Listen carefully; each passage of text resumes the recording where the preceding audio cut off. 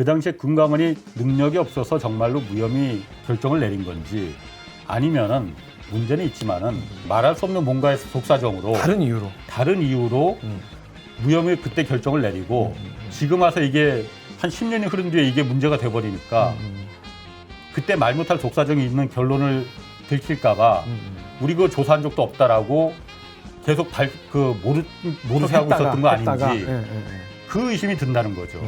안 그러면은 금감원이 이걸 속일 이유가 하나도 없어요. 해야 할 일을 했던 건데 다만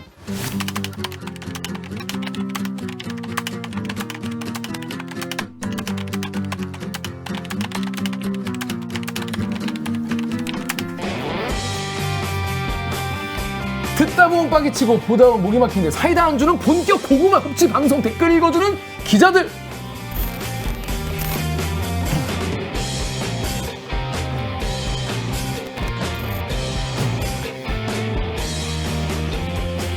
실화입니까? 실화냐?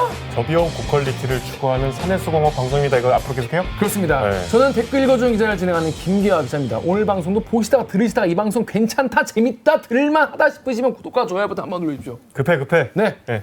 바로 급해. 자기소개 제끼고 저는 김기화 기자고 이분은 이제 정유럽 기자고 네. 저분은 또 소개시켜드리고 이번 주는요 이 코너 하나로 조실까 합니다. 급해. 급하고 굉장히 내용이 많기 때문에 늦었어. 멋있는 외람이 많고 많지만 내가 바로 외람이 진짜 외람이에요. 우리나라나 전데요? 그러니까 우리 회사나 타사의 이 외람된 기사 많이 소개를 시켜드리고 관련된 댓글도 읽어보는 그런 시간이에요. 진짜 외람이 오늘은 진짜 외람된 질문을 많이 하시는 기자를 모였습니다. 도이치모터스 사건 번호 1335 기사를 쓴 KBS의 홍상훈 기자 모셨습니다. 안녕하세요. 네, 안녕하세요. 오랜만에 뵙습니다. 그렇습니다. 왜 오랜만이었습니까? 예, 저는 현재 김기화 기자하고 요즘 9층에 올라오셨대 보니까. 제가 9층에서 9층 시상을 정현욱하고는 책상을 한 칸, 두 칸 앞에 두고 있고 자리는 거기지만은 저는 사실 소속은 해설위원실이잖아요. 근데 거기 가니면은 그 햇빛도 안 들고 자리는 그냥 9층이 좋다고 그래서 있는데 일조권이 그쪽은 좀 침해당하는구나. KBS 일라디오 홍사원의 경제쇼 진행하고 맞다. 여러분 홍사원의 경제쇼 구독과 그거 좋아요. 중요해요, 그거. 네, 그거 잘 돼야 돼. 그거 잘 돼야 선배가 하고 싶은 데 하셨단 말이오. 그 경제쇼는 요새 좀 많이 좀 봅니까? 많이 들어요? 요즘 내가 그 경제쇼 반석에 올려놨죠. 이제는 그 누구도 시비 걸 수 없는. 옛날엔 내 경제를 몰라갖고. 옛날에 처음에는 경제를 몰랐잖아요. 그러니까 정말 진짜 후달렸거든요. 생으로. 이게 생으로 공부해야죠. 용어도 뭔지를 모르겠어. 그래서 보면서 야, 내가 이렇게 정말 무식했나 했는데 이제 딱 2년 됐거든요. 2년 되니까 서당께 2년이 되니까 벌써 풍어를 읽더라고요. 보통 석사도 2년이면 되거든요. 그러네. 2년 공부했으면 석사쯤 되는 거야. 비유가 찰지네. 그러니까 명 MC는 태어나는 게 아니라 만들어지는 것이다. 처음에 모르셨던 얘기도 하셔도 됩니까? 처음에 경제를 몰랐어요. 선배보다 많이 알았지. 우리보다 많이 알았어. 아니, 진짜로 내가 이렇게 무식한 거지. 내가 오죽하면 새벽 5시에 일어나서 내가 그날 이 경제쇼는 한 가지 주제로 1시간을 얘기를 하는 거잖아요. 사실 요즘은 이런 게 먹히거든. 우리 뉴스 이렇게 막 백화점식으로 하는 거 나 정말 마음에 안 들어요. 대리기도 한 가지 주제로 조집니다. 그러니까 그래야만이 사람들이 빠져드는 거고 그쵸. 네이버나 다음에서 안 나오는 얘기를 해주는 때 사람들이 열광하는 거거든요. 그렇죠. 궁금한 게 있으니까. 요즘은 이제 이 숫자를 보는 능력이 눈이 굉장히 넓어졌어요. 독해력이 생겼구나. 그쪽도. 나 자신에 깜짝깜짝 놀랐어요. 내가 이렇게 정말 경제적인 지식이 이렇게 빨리 늘어날 수가 있는 건가. 그러니까 2년, 왜냐면 2년 동안 매일 하셨잖아요. 그렇지. 그러니까 매일 하면 이게 되는 거예요. 이게 꾸준하게. 1시간씩 전문가들한테 과외를 받는 거나 마찬가지죠. 그렇죠. 그리고 여러분 MC 경제쇼나 이런 MC들이 물어보는 게 사실은 원고 있어 물어본 것도 있지만은 진짜 몰라서 물어보는 경우도 있어. 진짜 몰라서 물어보는 거야. 그런데 그러다 보니까 이 또 주가 조작이나 뭐 이런 금융 감독원의 이쪽에도 좀 잘 아시게 되시는 거고. 이번 취재에서 약간 도움이 됐을 것 같아요. 이게 사실 제가 뭘 이렇게 깊이 취재하고 이런 게 아니에요. 사실 이번 건도 그냥 재판에서 다 나오는 얘기들이야. 이거를 기자들이 안 보니까 그런 거지. 저는 어쨌든 처음부터 이게 좀 궁금해서 정말 궁금했거든요. 어떤 게 처음엔 궁금했어요? 아니 그러니까 2013년대 경찰에서 이 도이치모터스 주가 조작을 내사를 하면서부터 그게 뭉개졌잖아요. 그렇죠. 그러다가 2020년도에 뉴스타파에서 이걸 갖다가 끄집어내면서 세상에 알려진 거잖아. 네네네. 그 당시에 왜 이게 뭉개졌을까? 지금은 중범죄라고 판단을 하고 있는데 그게 정말 저는 궁금하거든요. 지금도 궁금하고 왜 뭉개졌나? 누가 뭉갰나? 라는 부분이 궁금하니까는 어쨌든 재판이 지금 1년 넘게 진행이 되고 있잖아요. 네. 그러니까 우리 사회부 법조팀에서 그걸 다 그 팔로우, 재판에 들어가서 풀 기자가 들어가서 타이핑을 치잖아요. 맞아요. 무슨 내용인지 다 나와요. 그래서 풀로 다 기록이 해준단 돼요. 말이야. 예, 있어요. 그걸 보면은 거기서 정말 엄청난 뉴스들이 막 지금도 있어요. 지금도 제가 보고 있는 게 있어요. 그러니까 거기서 보니까는 이 금감원에서 미리 2013년도 훨씬 1년 전에 다 적발했었다라는 게 거기서 막 나오는 거예요. 재판 과정에서. 그게 11월 11일 날 나온 거거든요. 재판에서. 11월 11일. 그걸 2달 동안 이제 확인을 했습니다. 네. 어떻게 어떤 그 이게 확인이라는 게 사실 이게 여러분 그냥 뭐 담당 뭐 공무원에 전화하면 바로 말 수 있는 게 아니거든요. 이 확인이라는 게 어떻게 확인하신 거예요? 일단 제가 그런데 그 매일매일 데일리 이제 프로그램을 진행하고 있으니까 그치, 사실은 그치. 제가 손발이 묶여 있는 상태잖아요. 그죠, 그죠. 그러니까 저 혼자 한 건 아니고 정말 머리 희끗희끗한 또 다른 노익장 기자 한 명이 같이 저랑 이 친구가 형 나 그거 정말 흥미있다. KBS 기자. 그렇지. 오. KBS 기자지. KBS 그 기자하고 같이 이모 기자하고 같이 그 친구가 정말 많은 걸 좀 선배 혼자 같이 했어요. 같이 하신 거구나. 네, 시청자분들 아셔야 될 게 홍사원 선배도 그렇고 그 이모 기자도 그렇고 이런 취재를 할 이유가 없는 분들이에요. 그렇죠. 그냥 누구도 시키지 않고 아무도 뭐라 안 하고 누구도 그냥 부탁하지 않았어. 그냥 하시는 거예요. 하지만 어떤 기자로서의 사명감과 네. 호기심. 호기심이야. 사명감은 뭐 별로 없고 호기심. 호기심. 이게 왜 뭉개졌을까? 근데 보니까는 그 전에 한 번 더 뭉개진 적이 있었네. 2번 뭉개진. 라는 걸 내가 밝혀낸 게 아니고 재판에서 누구나 다 보려면 볼 수 있었던 거야. 그렇습니다. 근데 그걸 안 보잖아요. 안 보잖아. 그러니까 내가 그걸 보고서는 이거는 매우 중요한 뉴스인데 왜 그런데 기사에도 안 나오지?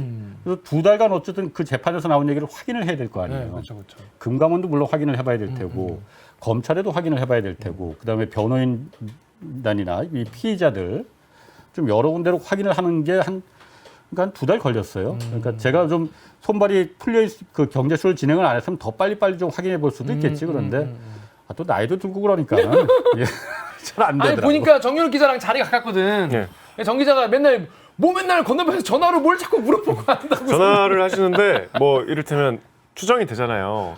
뭐 중앙지검 공보관 같아. 근데 되게 젠틀하게 조지는 거 있잖아. 그 뭐 오래 걸리는 거 아니지 않습니까? 막 이러면서 살벌하게 말씀하시더라고. 그게 왜 확인이 안 되는 거죠? 아니 조용조용만 했는데 이게 다 들리나? 그 거리가 꽤 되는데. 아주 선명하게 들립니다. 이게 사무실에서 열심히 취재를 해가지고 나온 내용입니다. 자 어떤 내용인지 물론 막 이미 보신 분도 많이 계시겠지만은 네. 지금까지 보시는 것보다 저희가 좀 더 딥하고 자세하게 설명을 드리려고 해요. 이게 사안 자체가 사실 우리가 뭐 늘 접하는 무슨 뭐 불 나고 뭐 사람 뭐 어떻게 되고 이런 건이 아니기 때문에. 근데 일단 좋은 댓글이 많아서 저희는 사실 이번에 좀 안 좋은 댓글, 홍상훈 기자를 비방하는 댓글을 많이 좀 찾아보려고 백방 노력을 했지만은 잘 없더라고요. 그런 분들 굳이 안 보죠. 네, 그래서 덕후의 익명으로 진짜 오랜만에 취재다운 취재 보도를 본다. 언론과 금관원이 구라친 거를 다 조목조목 따지고 사실을 짚어주지 않았냐. 김건희 주가 조작 사건 궁금한 사람들 꼭 보세요. 홍상훈 기자 멋지다라고 멋지다. 하는데 근데 멋지다란 말은 이제 본인이 이제 지겨우실 것 같고 아니야, 그거 별로 지겹지 않아요. 들어도 그런 리액션 좋아합니다. 늘 새로워 짜릿해. 자 일단 2012년 저희 이제 화면을 보고 말씀을 드리면 좋을 것 같은데 도이치모터스 불공정 거래 조사 자 이 파일에서부터 시작이 되는 거죠. 그러니까 제가 간략하게 좀 얘기를 할게요. 네. 재판이 지금 2021년 12월부터 이제 이게 시작이 됐거든요. 지금 1년 넘게 지금 재판이 되고 이제 2월 10일이면 1심 재판 선고가 있어요. 얼마 안 남았죠. 그렇죠. 전부 다음 주. 기소된 사람이 9명이잖아요. 약식 네. 기소된 사람 5명이고 정식 기소된 사람 9명에 대해서 선고가 이제 2월 10일 날 내려집니다. 그래서 일단 검찰에서 중형을 구형했거든요. 이제 권오수 전 도이치모터스 회장 같은 경우에는 뭐 징역 8년에 벌금이 150억을 이제 때렸으니까 물론 구형이니까 선고가 어떻게 날지는 모르죠. 그런데 재판 과정에서 작년 11월 11일 날 이게 판사가 물어보는 거야 검사한테. 판사가 검사한테. 판사가 검사한테. 왜냐면 판사가 이분도 이제 1년 넘게 이걸 하다 보니까는 판사도 공부를 좀 하고 그렇죠. 듣는 게 있을 거 아니에요. 그렇죠. 판사가 물어보는 거 뭐 물어봤냐면은 그 당시에 이게 사건이 2009년부터 2012년 사이에 3년간에 있었던 주가 그 조작 3년간? 혐의가 3년간 있었잖아요. 1차, 2차로 나눠서 자기가 보니까는 원래 이게 자동으로 한국 거래소에서 모든 주식 거래가 있으면은 거기서 자동으로 다 데이터가 모아지잖아요. 그죠. 여기서 자동으로 디텍터가 포착이 된다는데 그 당시에 그러면은 그 당시에도 이 알고리즘이 한국 거래소에서 다 있었다는데 그 당시에는 이거 적발된 적이 없었냐? 그러면 원래 적발됐어야 되는 거 아니냐? 그러니까 왜 영화 작전 같은 거 보면 네. 작전 세력들이 그 알고리즘에 안 걸리게 네. 이제 그 작전을 펼치려고 그렇지. 엄청 노력하는 네. 장면이 그렇죠, 나와요. 그렇죠. 그러니까 이상 거래 같은 거는 자동으로 이제 감지를 해가지고 네. 이제 금감원에 알려지는데 그 과정도 약간 좀 단계가 좀 여러 단계가 있던데요. 그러니까 그 경찰에서 2013년도에 내사 보고서 한 것도 얘네들이 안 걸리려고 구렁이 작전이라고 표현을 했더라고요. 네. 그러니까 긴 기간이 7개월에 걸쳐서 천천히 팔았다 뺐다 이걸 갖다가 구렁이 작전으로다가 해서 그때 그래야만이 한번 안 걸린다라고. 네, 네, 네. 그렇게- 요게 이 경찰 내사자를 나온 얘기죠. 그게? 그렇죠, 그렇죠. 경찰 내사 자료에 그게 나온 거예요. 그래서 그 판사가 원래 그렇다 하더라도 이게 주가 조작이 진짜였으면은 걸렸을 것 같은데 그러니까. 걸린 게 없냐 하고 물어보니까 아니 근데 검사는 이미 구형을 했기 때문에 그게 진짜라고 생각하고 있는 거잖아요. 본인은. 검사. 네, 검사. 검사는 그렇죠. 그렇죠. 그래서 검사가 네, 네. 답을 해요. 예. 있었다 그때 걸렸었다. 걸렸었다. 그러니까 뭐에 정확히 말하면 걸려? 적발됐었다. 적발됐다. 2012년도에 12년에. 뭐가 적발됐냐면은 한국 거래소에서 그 자동 그 알고리즘에 의해서 이게 적발이 돼서 정확히 그 검사의 워딩이 뭐였냐면은 검사가 물어보지도 않았는데 하여튼 자세히 구구절절히 그 얘기를 해요. 남부지검까지 그리고 금융조사부까지 의뢰가 됐었는데 이게 당시에는 수사로 진행되진 않았다. 이 멘트가 가장 중요한 팩트 아니겠습니까? 매우 중요하죠. 이 가장 중요한 얘기죠. 남부지검은 검찰이잖아요. 네. 금융조사부는 그 당시에 중앙지검의 금융조사부가 있었거든요. 네. 2012년도에는 중앙지검의 금융조사부 1부, 2부가 있었습니다. 지금은 그게 남부지검으로 다 옮겨갔어요. 맞아요. 금융조사부가. 맞아요. 근데 그 당시에는 네. 중앙지검에 있었습니다. 그러니까 그러니까 다 검찰이라는 얘기네요. 그렇죠. 네. 남부지검을 거쳐서 아마 중앙지검으로 간 거 아니냐. 네. 어쨌든 검사가 그 말을 합니다. 수사 의뢰가 들어왔었는데 네? 진행되지 않았다. 수사로 진행되진 않았다. 네네네. 그래서 왜 진행이 안 됐냐면은 지금은 공범이 피해자가 9명이잖아요. 네. 9명이 전부 다 해서 이 데이터를 다 거래소에서 다시 역으로다가 이 사람들 거래한 데이터들을 관리한 데이터를 다 갖고 와봐 해서 해봤더니만은 이게 이런 범죄 일람표에 7천 몇백 개의 그 범죄 데이터 범죄로 추정되는 거래를 갖다 적시한 거잖아요. 네. 근데 그 당시에는 2012년도에는 금감원에 적발됐을 때는 지금 9명 가운데 한 명 김땡땡이라는 사람의 데이터가 빠진 채 넘어왔다는 거야. 김땡땡, 그러니까 이게 지금 공범이 9명인데 지금 기소된 기소된 게 9명인데 기소된 사람은 9명인데 예. 그 중에서 당시에 김땡땡이라는 사람에 대한 데이터가 없어서 검찰이 수사를 의뢰받았지만 수사 진행되지 않았다. 지금하고 비교해 보니까 지금은 9명이 전부 다 지금 다 나온 거잖아요. 지금 그런데 다 그 당시에는 금감원에서 그 김땡땡의 데이터가 빠진 채 넘어와서 이게 서로 연결이 잘 안 됐다. 그래서 수사로 진행되진 않았다라고 검사가 말을 한 거예요. 네. 자, 그 말이 얼마나 중요한 말입니까? 원래 프로세스가 거래소에서는 이게 이상거래가 적발이 되면은 그렇죠. 무조건 여기서 자체적으로 뭐 분석을 하지 않고 상급기관인 금융감독원으로 넘깁니다. 자, 우리 이런 거 빨간불이 들어왔다. 그러니 이거 주가 조작인지 아닌지 범죄 행위인지 아닌지 상급기관인 금감원에서 전문가들이 판단을 해달라 넘기거든요. 거기서 이제 판단을 해보고 사건 번호를 붙였어요. 왜냐하면 넘어왔으니까 이거는 그렇죠. 의뢰를 하면 무조건 이건 심리 분석을 해야 되거든요. 조사를 해야 되거든요. 심리 분석이라고 하죠. 그래서 사건 번호 133호라고 제목도 도이치모터스 불공정 거래 조사 자료라고 네. 이름을 붙였어요. 금감원에서. 금감원에서. 그러니까 검찰 사건 번호가 아니고 금감원에서 자체 사건 번호를 붙인 거예요. 2011년도에 그 거래소에서 넘어왔다는 거예요. 그래서 2012년도까지 조사를 했다는 거야. 이 조사 자료가 있다 하고 검사가 말하니까는 판사가 그런 게 있냐? 그럼 그거 증거 자료가 옛날 거니까 그렇죠, 예. 그 당시 거니까 증거 자료로까지 채택할 건 아닌 것 같고 참고 자료로 그럼 재판부에 제출을 해달라 네네. 해서 작년 11월 11일 날 그 얘기가 나왔다고 했잖아요. 네. 3주 뒤에 12월 9일 날인가 그때 이제 재판 때 재판 제출을 합니다. 아, 그럼 이제 실제로 있는 문서인 거네요. 그렇지. 그게 232페이지짜리 정도 엄청 된대요. 두꺼워요. 133호. 그러면서 그러니까 판사가 이게 2012년도에 작성된 자료죠 하고 검사한테 물어본 거야. 네. 그때 그래서 저희가 이제 특정할 수 있었던 거죠. 왜냐하면 11월 11일 날에는 그 자료가 2012년 자료라는 걸 얘기를 안 했었거든요. 네. 그래서 그때만 해도 야 이게 뭔가 금감원에서 먼저 적발을 한 것 같긴 한데 그러면 언젠지 한참 뒤에 경찰 내사도 2013년 있었으니까 그 이후에 한참 뒤에 뭐 한 거 아닌가? 그러면 좀 의미가 좀 좋을 수 그렇죠. 있네. 그렇게 생각을 했는데 30일 그래서. 낼 때 판사가 그걸 읽어버린 거야. 12년 거네요. 어, 먼저 있었네요. 이게 2012년 자료네요 하고 그래서 검사가 네 하니까 야 그러면은 이게 뭐냐? 경찰 내사가 2013년도에 그 내사했다가 뭉개졌는데 그 1년 전인 2012년도에도 금감원에서 이걸 적발을 했다가 혐의 없음으로 된 거 아니냐. 그리고 검사가 이걸 검찰의 수사 의뢰를 받았다고 예. 했지 않았느냐. 그럼 검찰이 뭉갰다는 얘기잖아요. 그렇죠. 그래서 이건 정말 큰 뉴스다 해서 제 가슴이 또 콩쾅콩쾅 뛰기 시작했습니다. 그래서 일단 금감원에 이런 조사가 당시에 있었는지 없었는지 그거 확인해야 되잖아요. 그런 부분 이제 좀 확인을 하고 그런 부분 또 오래 걸리잖아요. 금융위원회도 그래서 저희가 그 좀 확인을 해봤고 거래소는 완전 민간 기관이에요. 주식회사라서 잘 뭐 얘기 안 해주죠. 접근이 안 됩니다. 근데 어쨌든 그래서 최종적으로 중앙지검에 저희가 왜냐하면 이 재판이 시작된 게 기소를 한 게 반부패 수사이부가 중앙지검 소속이니까 중앙지검 공보관한테 확인을 해달라고 했어요. 그 물림세. 이게 당시에 그 재판에서 검사가 이런 얘기를 했는데 제가 들은 그 통화군요. 그렇지. 검사가 그 수사 의뢰가 들어왔다고 하는데 그 사실이냐 그리고 왜 수사가 진행되지 않았는지 그거 좀 확인을 해달라. 그랬더니 그 다음 날 다시 한번 전화를 했어요.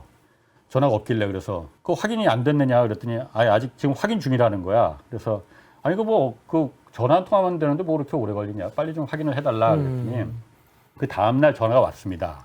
공보관이 중앙지검 공보관이 그 얘기를 하는 거예요. 2012년 당시에 검찰에 수사 의뢰가 들어온 건 없었다. 없었다. 그럼 검찰이 말한 게 아니다. 없었다. 그래서 그 검사가 그럼 그 말은 왜 한 거냐. 남부지검까지 금융조사부까지 그랬더니 그런 검사가 착오를 일으켜서 잘못 말한 거다. 법정에서? 법정에서. 물론 착오를 일으킬 수는 그럴 있겠죠. 수 있죠. 네. 그래서 아니 그러면은 불공정 거래 조사 자료 그걸 갖다 133호 그걸 법정에 제출한 건 뭐냐고. 맞지 않느냐 그랬더니 그건 맞다는 거야. 그럼 그거는 금감원하고 한국거래소에서 확보를 한 거라는 거예요. 압수수색을 한번 했었거든요. 거기를. 그거 이상하네. 뭐 하긴 그래도 착각을 할 수도 있지. 착각을 할 수도 있지. 그래서 그 다음 날인가 다음 날인가 한만 생각해도 그런데 내가 검사라면은 왜냐면 이 사회 재판이라는 게 수사검사가 따로 있고 공판검사가 따로 있는 경우 있잖아요. 그렇죠. 그냥 그렇죠. 웬만한 사건 같은 경우에는 수사가 다 끝나면은 공판검사한테 넘겨서 자 우리가 이렇게 해서 증거가 이거니까는 공소유지를 하기 위해서 재판에서 유죄를 좀 꼭 받아줘 하고서는 공판검사한테 넘기잖아요. 근데 중요한 사건 같은 경우에는 내용을 가장 잘 아는 수사검사들이 직접 참가하거든요. 이번 그 도이치모터스의 혐의 재판에도 수사검사가 전체 검사가 한 10명 정도 되는데 그중에 5명이 이제 처음부터 수사했던 그 검사가 참여를 하고 있습니다. 그러다가 한 명이 이제 중간에 나갔고 근데 그중에 이제 한 명이 이제 부부장 검사니까 좀 높은 사람이고 밑에 3사람이 이제 굉장히 주로 질문을 이 사람들만 해. 신문을 그러니까 증인들에 대한 신문을 피의자들에 대한 신문을. 근데 이 사람은 수사검사였거든요. 이걸 착각을 할 리가 있을까? 그리고 제일 잘 아는 사람이잖아요. 그리고 호언증 환자가 아니면은 거짓말을 하려는 의도가 없었다면은 남부지검이니 무슨 금융조사본이 이런 얘기가 어떻게 나올 수가 있을까? 그러니까 있는 거를 없는 것 같은데요? 잘 모르겠는데 이렇게 말할 수 있지만은 적극적으로 그렇게 그렇지. 이름을 대가면서까지 하진 않죠. 보통. 그래서 그래도 뭐 착각은 할 수 있는 거니까 그래서 다시 한번 저희 공보관한테 좀 전화를 했어요. 그래서 나 도저히 내 상식적으로 이해를 못 하겠다.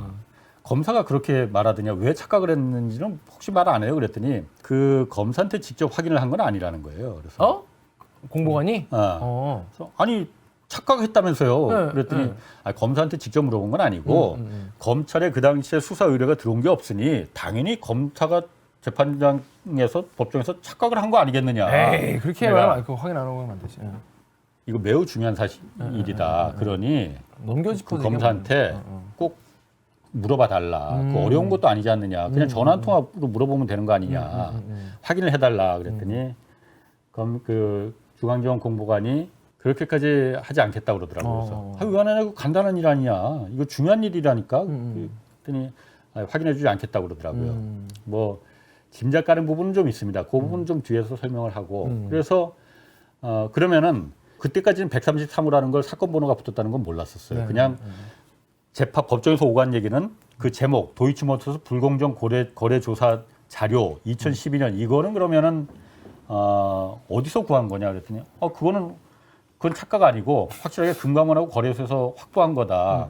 그래서 아니 그런데 금감원에서는 자기네들 그런 자료를 작성한 적이 없었다라고 말한다. 맞아요. 그 포인트는 또 다른 포인트죠. 금감원에서 이거 관련해서 이제 증언을 한 적이 있었는데. 그렇지. 아니 그리고 우리가 금감원에 확인을 해봤거든요. 네. 아니 그 뭐지 국감인가 나와서 증언하지 않았어요? 2021년도에 국정감사에서 그때는 금감원장이 정은보 국감원장이었어요. 네. 정은보 국감원장이 당시에 도이치모터스의 주가 조작에 대해서 자기 금감원에서는 조사한 적이 없다. 그래서 일체 자료가 그런 게 없다라고 분명히 얘기를 했거든요. 국감장에서. 그것도 그렇고 금감원에서도 지금도 우리가 물어봤을 때 그런 거 조사한 적이 없었다고 한다. 네. 근데 이거 낸 건 뭐냐 그랬더니 이것도. 금감원 공보관이 그건 자기는 모르겠다는 거예요. 금감원이 왜 그렇게 말하는지는. 그런데 어쨌든 우리는 금감원에서 그거 확보해서 법정에 제출한 거다. 참고 자료로라는 거예요. 중간에서 진짜 미치고 팔짝 뛰어 넘으시네요. 진짜. 그렇지. 그래서 금감원이 왜 이걸 갖다 그러면은 중요한 얘기는 이 검찰의 수사 의뢰가 들어왔느냐 안 들어왔느냐 이거 먼저 중요한 얘기고 이건 그런데 일단 검찰에서는 착각한 거라고 하니까 그리고 자기네들이 확인해 보니까는 당시에 수사 의뢰가 들어온 적이 없다고 하니 이거는 그냥 믿어주자고 치자고요. 근데 그보다 먼저 예. 궁금한 게 예. 아까 이제 검찰이 이걸 수사 진행하지 않은 이유 중에 하나로 이제 이유를 댄 게 9명 중에 1명 김모 씨에 대한 데이터가 없어서 그랬다는 거잖아요. 근데 보통 예를 들어 2명 중에 1명의 데이터가 없어서 못했다면 이해가 되는데 8명이 주가 조작에 개입했다는 어떤 의뢰가 왔는데 아무리 뭐 1명이 굉장히 리더나 중요한 인물이라고 쳐도 1명에 대한 데이터가 들어오지 않았다고 해서 수사를 안 한다는 건 잘 이해가 안 되고 그리고 8명에 대한 수사를 하면서 1명 그 김모 씨에 대한 데이터 나중에 나올 수 있는 거지 않습니까? 그렇지. 이거에 대해서는 뭐라고 얘기를 해요? 그럼 수사 의뢰해야죠 당연히. 왜냐면 거래소에서 이게 빨간불이 들어와서 적발됐다고 해서 넘어온 거잖아요. 그러면은 김땡땡이라는 사람의 이 사람이 관리했던 그 계좌나 거래가 빠졌기 때문에 뭐 빠졌을 수 있어요 실제로. 이거 처음 되지 않나? 그런데 지금 보면은 나머지 8명이 관리한 계좌들은 다 넘어갔다는 거거든. 그 검사가 그때 말한 거에 따면. 그렇지만 한 명이 빠졌기 때문에 물론 이 사람이 중요한 역할을 하긴 했어. 하지만 어쨌든 연관을 지을 수 없었다는 거는 그러면 한 명에 대해서 금감원에서 그럼 이거는 강제 수사를 의뢰해서 나머지를 왜냐하면 지금 보니까 피의자들이 전부 9명이 156개의 계좌를 이용해서 7,000건이 넘는 정확히 말하면 7,800 몇 건이에요. 8,000 건에 가까운 주가 조작 거래로 의심되는 거래를 했다는 거거든. 한 명이 김땡땡이 거래한 게 몇 개나 될지는 모르겠으나 7,000건 중에서 몇 건이나 되겠느냐. 절반이라 하더라도 그러니까. 나머지가 그야말로 이렇게 있으면은 이게 그렇게 금감원이 그렇게 무능할까? 라는 의심이 들 수 있는 거죠. 그렇죠. 무능할 수 있습니다. 무능할 수 있어. 2012년도에는 지금보다 조사 역량이 뭐 떨어지거나 그래서 그때 우리가 한 명이 빠져갖고서 우리 실력이 모자라서 밝혀낼 수 없었어. 그래서 우리는 혐의 없음으로 종결했어라고 말할 수 있습니다. 그런데 프로세스를 보면은 아까도 잠깐 말했지만 거래소에서 적발이 돼서 넘어오면은 금감원이 이걸 갖다 자체적으로 1차적으로 판단을 합니다. 이게 정말 주가 조작이냐 아니냐, 범죄 행위냐 아니냐를 판단해서 이거는 냄새가 나네, 이거는 주가 조작이네 하면은 검찰에 이제 넘겨야 될 거 아니에요, 수사 의뢰를. 그러면은 그때 금감원에는 검사가 파견 나와 있거든요. 그때도 파견 나와 있었고 지금도 파견 나와 있습니다. 검사하고 상의를 한다는 거예요. 우리가 이거 하나 지금 잡아냈는데 이거 수사할 만한 사항이 되는 거야 안 되는 거야? 얘기가 되는 거야 안 되는 거야? 당연히 법적인 거는 그쪽 검사들이 전문이니까 그쵸. 상의를 한다고 합니다. 그래서 이거는 수사해야 되는 상황이야 하면은 이제 검찰로 넘기는 거고, 이거는 수사까지는 아닌데 하면은 이제 내부에서 판단이 되면 이제 드롭하겠죠. 그 상황에서 이제 검찰 얘기로는 그 당시에 그런 상황에서 그러니까 중앙지검 공보관의 말 뜻은 그런 상황에서 그냥 자체적으로만 종결이 된 것 같다라는 거예요. 자, 그러면은 금감원은 그 당시에 당연히 해야 할 일을 했던 거잖아요. 원래 그쵸. 금감원 그런 거 하라고 있는 거기까지 하는 거죠, 거잖아요. 거기까지. 예. 검찰한테 얘기하는 거까지. 나쁜 짓을 한 게 금융 자본시장을 흔드는 나쁜 짓을 한 그 정황이 있으면은 그걸 갖다가 판단해서 조사하고 이게 뭐 역량이 없어서 무혐의를 내릴 수도 있고 뭐 수사 의뢰를 했을 수도 있고 조사를 했다 이걸 갖다 왜 숨겼냐는 거지. 왜 숨겼냐는 숨긴 거지. 게 여기 KBS 유튜브에 송송사랑님이 금감원이 어떻게 국민 앞에 떳떳하게 위증을 하네? 이럴 거면 금감원의 존재 이유가 뭐냐라고 하는데, 그러니까 금감원이 그 당시에 도이치모터스 주가 조작 관련해서 이제 조사한 적이 없다 이런 식으로 얘기를 했던 거죠. 정확히 답변이 어떻게 왔냐면 금감원에서 답변이 그 말하는 건 뭐냐면 국감장에서도 말했었고 재작년 국감장에서도 말했었고 그 당시 그러니까 2009년부터 12년 사이에 금감원이 권오수 전 도이치모터스 회장에 대해서 조사를 한 번 한 적은 있었다. 그건 있었다는 거예요. 그런데 그거는 주가 조작 때문에 조사를 한 게 아니었고 권오수 회장이 그 당시에 대주주잖아요. 최대주주잖아요. 도이치모터스에. 그런데 본인 증권 계좌에 한 23만 원 정도 짜투리 돈이 있었대요. 그래서 그 짜투리 돈으로다가 도이치모터스 주식을 샀다는 거야. 23만 원어치를. 23만 원 너무 조금인데. 그럼 어쨌든 뭐 산 게 잘못인가. 그러니까 아무튼. 샀대. 그래서 그런데 대주주는 한 주라도 변동이 있으면 그 공시를 해야 되거든요. 공시 의무가 있죠. 공시 의무가 있잖아요. 그러니까 대주주 공시 의무 위반으로다가 그거를 조사를 했다는 거야. 그래서 경고 조치를 내렸다는 거거든요. 금감원에서. 그런데 그것만 했지 주가 조작은 자기네들은 조사를 안 했다는 거예요. 그때. 그렇죠. 실제로는 조사했잖아요. 그러니까요. 133호라는 사건 번호까지 부여했잖아. 왜 이거 숨겼냐는 거지. 그런데 권오수 회장을 대주주 공시 의무 위반으로 적발된 게 거래소에서 그것도 넘어오거든요. 같이 넘어오거든. 금감원에서 2011년 6월에 그걸 넘겨받았다는 거야. 2011년? 2011년 네. 6월에. 그래서 그걸 갖다가 2012년 10월에 경고 조치를 내렸다는 거야. 권오수 회장한테. 네. 당신 그 대주주 공시 의무 위반 23만 원짜리 산 거 왜 신고 안 했어? 이거는 사실 범죄 행위도 아니잖아요. 그리고 간단한 문제잖아. 그리고 큰 뭐 어떤 뭐 위반 행위지 범죄 행위까지는 아니잖아요. 그렇죠. 깜빡. 이걸 하는데 1년 4개월이나 걸렸겠느냐. 그것도 1년 4개월이 걸려서 경고 조치했다는 거거든요. 이 당시에 이 133호 자료가 그때 작성된 거 아니겠느냐. 그때 권오수 그 전 회장이 금감원에서 조사하고 하면서 주가 조작 혐의에 대해서도 같이 다 조사를 했고 그래서 주가 조작에 대해서는 뭐 무혐의 하고 금감원에서 이제 그 결론을 내린 거 아니겠느냐. 그런데 그러니까 113호에 그 내용이 담겨 있지 않겠냐는 말씀이죠. 그렇죠. 133호에 어쨌든 그 내용에 많은 단서가 숨겨 있을 거예요.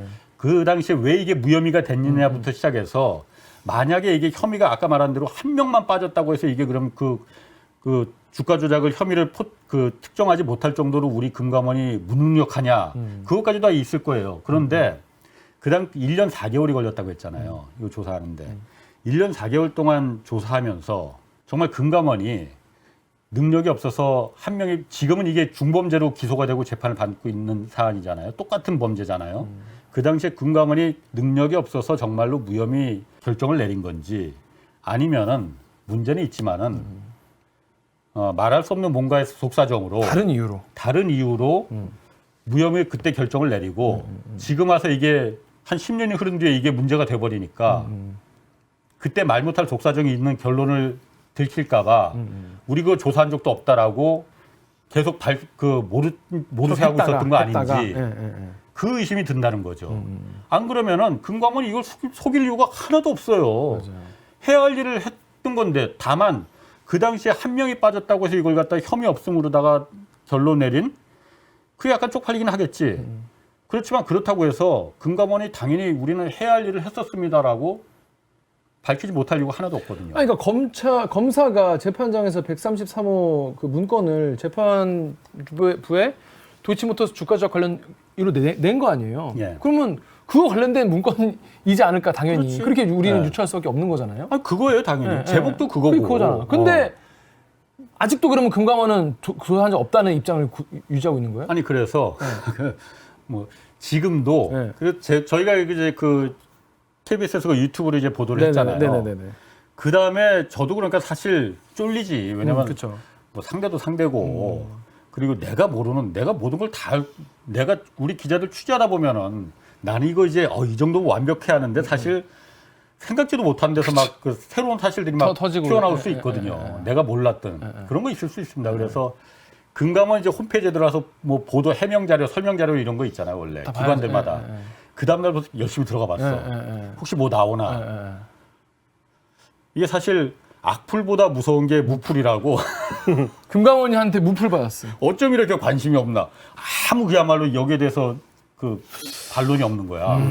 그냥 무대응으로 일관하는 거예요. 아니 이거는 금감원장이 거짓말했다는 얘긴데 그렇죠. 왜 그거에 대해서 대응이 없는 거지? 그렇죠. 그래서 우리 그 보도가 나간 다음에 그 국회에서 그러니까 그 국회의원 몇 명이서 네. 금감원에도 그거 질의를 했나 봐요. 130만 원 저러 그 있다는데 그거 좀 내놔라. 그랬더니 지금도 그 국회에다가 제출한 것도 우리 조사한 적 없다 이렇게 그럼 일관하는 거예요. 검사만 입수할 수 있고 국회의원 입수할 수 없는 자료네요. 아니 그러니까 그 지금까지만 보면 존재 자체는 그러니까. 저희도 알고 있거든요. 법원에 있잖아 지금 그러면.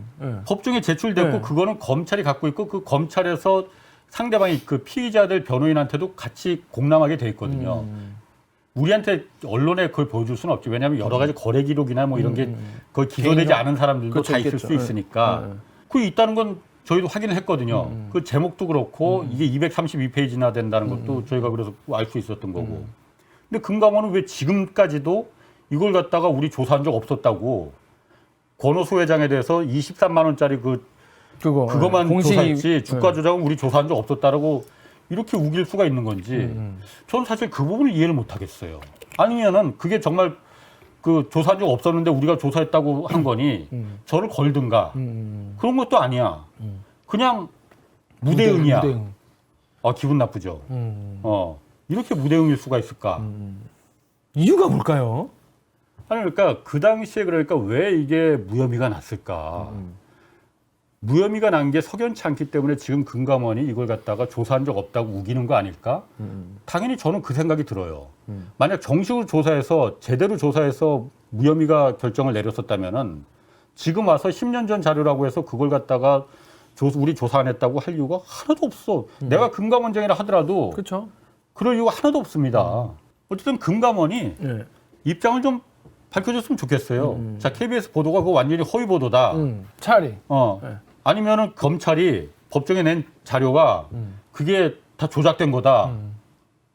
우리는 조사한 적이 없고 그런 자료를 만든 적도 없었다. 이렇게 말을 하든가. 뭐 이것도 아니고 저것도 아니고 그냥 우리는 조사한 적 없어 끝까지. 이겁니다, 그냥. 그 부분을 저는 이해를 못 하겠다는 거예요. 그런데 공보관이 중앙지검 공보관이 그러니까 검사한테 직접 물어보지 않았다고 했잖아요. 네. 검찰에 그렇죠. 이게 수사 의뢰가 들어왔는지 안 들어왔는지 그건 착각이라고 말하잖아요. 본인도 유추해서 한 얘기잖아요, 그게. 그렇죠, 그렇지. 검찰에 수사 의뢰가 들어온 게 없으니까 당연히 착각이겠지. 착각한 거다 검사가. 그 본인한테 좀 물어봐달라 했는데 그 어려운 일도 아닌데 그냥 못 물어보겠다는 거잖아요. 왜 그럴까? 이게 처음 수사 의뢰가 들어온 게 2020년 4월인가 그때였으니까 그때부터 이제 수사를 한 거잖아요. 근데 지금도 원래 2010년 4월에 그때 최강욱 의원이 그 고발을 한 거잖아요. 맞아요. 피고발인은 김건희 여사입니다. 맞아요. 김건희 여사에 몇 명 해갖고 그 고발을 한 건데 김건희 여사에 대해서는 사실 지금 죄가 있는지 없는지 혐의가 기소를 하고 자식은 고사하고 혐의냐 무혐의냐 이것도 지금 누구도 지금 그 입밖에 끊이지 못하고 있잖아요. 근데 법정에서는 그 관련해서 여러 가지 중요한 사실들이 김건희 여사가 계속 언급이 된단 말이에요. 왜냐면은 그 범죄 기록 일람표에 7천 건이나 되는 범죄 일람표에 김건희 여사가 거래한 기록이 1차, 2차에 걸쳐서 두 번 양쪽 다 289번이 기록이 있어요. 그러니까 이게 있고 또 증권사의 김건희 여사는 직접 왜 그 전화해서 하잖아요. 이게 녹음이 다 돼 있는 거야. 그러니까, 증권사에서는 전화 거래할 때는 의무적으로 녹음을 하게 돼 있잖아요. 이거 검찰이 다 확보한 상태고 이거는 어떻게 지울래야 지울 수도 없는 거잖아요. 그러니 수사검사들 입장에서는 답답하지 않을까. 이걸 그냥 이렇게 그 김건희 여사에 대해서 뭐 혐의 있다 없다 조차를 갖다가 아예 말하지 않고 그냥 넘어가면은 그거 괜찮을까? 라는 좀 그 수사검사들 입장에서 그런 부분에 대한 갈등이 있지 않은 건가 지금 검찰 내부에서. 그렇지 않으면 그 공보관이 물어보지도 못할 상황이 되지도 않을 뿐더러 또 재판장에서 여러 가지 얘기를 하잖아요. 이번만 해도 금감원에서 이거 조사했다는 걸 갖다가 그냥 판사가 물어봤을 때 네, 적발된 게 있습니다. 요거 한마디만 하면 되는데 그 뒤에 구구절절히 다 얘기를 하거든요. 수사 의뢰가 됐었다. 근데 수사 진행되지 않은 이유는 이러이러 한 명이 빠져서 그런 거다. 판사가 물어보지도 않은 거거든요. 검사가 그냥 쭉 말하는 거거든요. 뭔가 그 메시지를 던져주려고 하는 거 아닌가. 예전에 그런 저런 생각도 그 들어요. 말씀하신 그 7천 건이 뭐 저희 화면에 보이는 저런 식으로 이제 거래가 그 같은 검사요. 이번에 그 금감원 보고서 133호 보고서가 적발됐다는 곳 있다는 네. 그 말한 검사가 그 당시에도 저게 이제 피의자들끼리 주고받은 메시지잖아요. 그렇죠. 이것도 같이 그때 공개한 공사거든. 이걸 공개를 해버렸는데 그때 이게 뭐 보도가 그때 뉴스타파에서 처음 보도하면서 많이 나왔으니까는 잘 아실 거예요. 3,300원에 자 12시 정각에 8만 주 때려주셈 하고 공범 중에 피의자 8명 중에 저 김모 씨라는 사람하고 민모 씨라는 사람 둘이서 문자 메시지를 두고 받았어. 그러니까 12시에 3,300원에 8만 주 준비시킬게요 했는데 한 7초 뒤에 정확히 매도 주문이 나왔어. 근데 그게 김건희 여사의 대신증권 계좌에서 매도 주문이 나왔거든요. 네. 딱 정확히 3,300원에 8만 주가 12시에 3,300원에 8만 주 때려주셈 하니까는 김건희 여사 계좌에서 주문이 나왔는데 그거는 그냥 김땡땡하고 민땡땡하고 둘이서 김건희 여사가 계좌를 빌려줬다고 했으니까 네. 둘이서 그냥 그 매도 주문을 낸 거 아닌가? 라고 착각을 할 수 생각을 할 수 있었는데 검사가 그 말을 한 거예요. 검사가 네. 그 주문은 김건희 여사가 대신증권 창구 직원한테 직접 전화해서 주문을 낸 거다. 라고 검사가 얘기를 합니다. 그 말은 다시 말해서 김건희 여사가 그냥 돈과 증권 계좌만 빌려준 맡기고 그런 게 아니라. 쩐주의 역할. 그리고 나는 몰라. 주가 조작 했는지 안 했는지 쟤네들이 다 한 거야. 나는 돈하고 통장만 빌려달라고 해서 그 입장이죠. 그냥 돈 좀 빌리려고 한 거야. 그게 아니고 직접 플레이어로 뛰었다는 의미를 암시하는 거거든요. 그렇잖아요. 그건 이미 지금 통화 녹음이 있으니까. 그렇지. 그거는 어떻게 빼도 박도 못하는 거잖아요. 그걸 이제 검사가 법정에서 공개를 한 거거든요. 그게 다 우리 사회부에도 녹취록에 다 있어.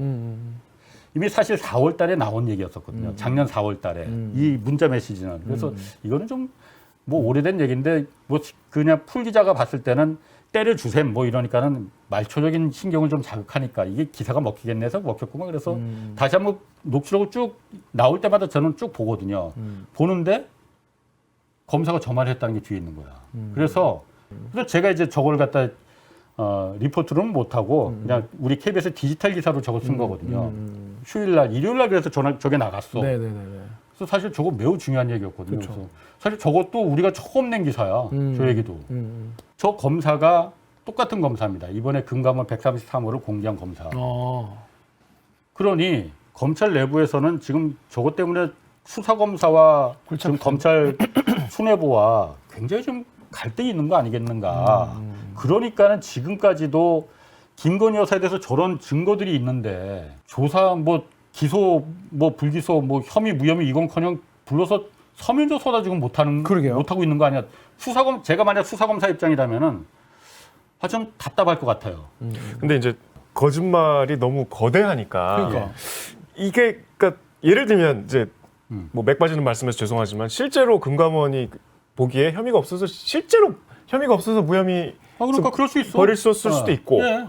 그럼 그걸 왜 말을 안 하냐는 거지. 이제 너무 시간이 지났으니까 이제 한 적이 없다고 하면 이상하잖아. 아니 이게 금감원이 무슨 옛날 그 엄지에 고무 이거 끼고 무슨 이렇게 하는데도 아니고 검찰이 이걸 찾아낸 거잖아요. 그러니까 그냥 국정감사에서 안 찾아낸 했다고 하는 거잖아. 게 난 진짜 이해가 잘 안 돼. 외부 기관인 그 물론 수사기관이긴 하지만 검찰에서 찾아낸 걸 갖다 금감원에서 이 큰 사건에 대해서 사건 번호까지 붙어 있는데 그냥 검색으로 도이치모터스 한 번만 치면 다 나올 텐데 이걸 갖다가 그렇죠. 예. 몰랐다는 게 말이 그러니까 되게 이해가 그 안 되는 정도로 대목은 너무 많은데 너무 많아. 하나의 논리적 과정으로 엮기에는 또 너무 시차와 이 기간이 커서 예. 그러니까 선배 말씀대로 이게 하나하나씩 밝혀져 가는 과정이고 우리가 대답을 드려야 될 질문이긴 한데 예. 사실 우리가 그런 의욕으로 이 거대한 논리를 하나로 엮는 거잖아요. 그렇죠. 뭐 이를테면 저도 그렇게 뭐 2012년에 일개 특수부 부장검사의 눈치를 보고 뭐 이렇게 뭉개 그럴 수도 있지만 그러기에는 너무 이 거짓말이 크니까 금감원장까지 모른다고 한다면 금감원이 대답해야 될 차례인 것 같아요.